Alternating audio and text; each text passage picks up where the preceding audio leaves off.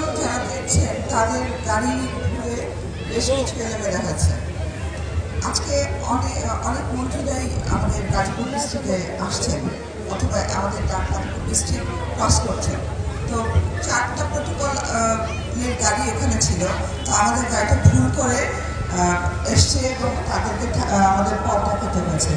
ভুলের কারণটা ছিল এটাই এবং দেরির কারণটা ছিল এটাই। তো আমি আপনাদের কাছে ক্ষমা চাই, যে কোনো কারণেই ভুল হোক না কেন আপনাদের যে মূল্যবান সময়টা আমাদের নষ্ট হয়েছে সেজন্য আমি দুঃখিত। আর আজকের অনুষ্ঠানের সবথেকে বড় বিষয় হচ্ছে আমাদের যে সার্বজনীন পেনশন স্কিম, এটার বিষয়ে আমরা বলেছিলাম গত উপজেলা একটা মিটিংয়ে আমাদের কথা ছিল যে আমরা এটা নিয়ে আমরা কাজ করতে শুরু করব। তো এটা একটা সুযোগ এসেছে যে আমরা সাধারণ মানুষকে এটুকু নিয়ে আমরা কথা বলতে পারবো বলে। তো আমরা যে কাজটা করতে যাচ্ছি এটা ছিল আমাদের মাননীয় প্রধানমন্ত্রীর একটা চিন্তা যে যারা সরকারি চাকরি করেন না তারা অনেক সময় আক্ষেপ করেন যে তাদের তো পেনশনের সুবিধা নাই, তাদের পরিবারের এই সুযোগ থেকে বঞ্চিত হবেন তাদের মৃত্যুর পরে। তো উনি কিন্তু এই চিন্তা থেকেই আমাদের 2018 সালে যে নির্বাচন ছিল তখন ওনার একটা ইশতেহার ছিল, সেই ইশতেহারে উনি বলেছিলেন যে সার্বজনীন পেনশনটা চালু করবেন।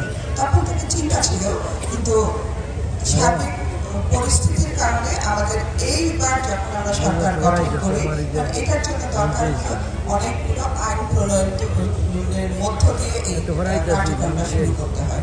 তো গত 5টা বছর এই আইন প্রণয়নের কার্যাবলী আমরা শেষ করেছি, সংসদে সেটা পাশ হয়েছে।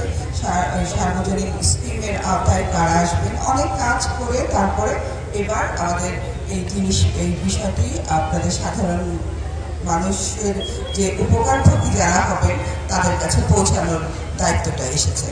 তো এখানে আমি মনে করেছি যে এটা আমার একটা দায়িত্ব, কারণ এটা বাংলাদেশ আওয়ামী লীগের আমার যে দল সেই দলের একটি ইশতেহার ছিল, সেই ইশতেহার বাস্তবায়ন করা খুব বেশি জরুরি।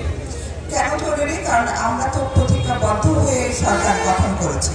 তো সেখানে আমি যখন নির্বাচনের প্রচারণাটার জন্য সরকারের উন্নয়নমূলক কাজের যখন প্রচারণা করছিলাম গত 1.5 বছর আগের কথা বলছি, তখন কিন্তু সেই লিফলেটের এই বিষয়টি ছিল।